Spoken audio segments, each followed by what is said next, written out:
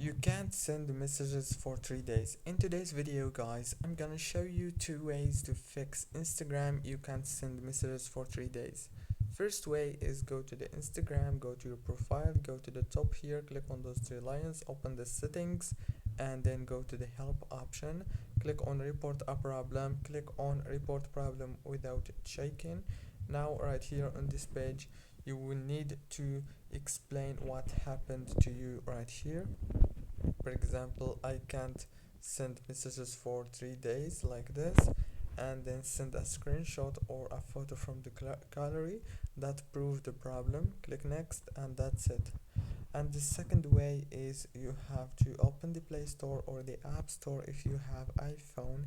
Go to the search bar, search for Instagram and update it by clicking on this update option. Very easy and simple. Don't forget to like, subscribe. Thank you for watching this tutorial until the very end.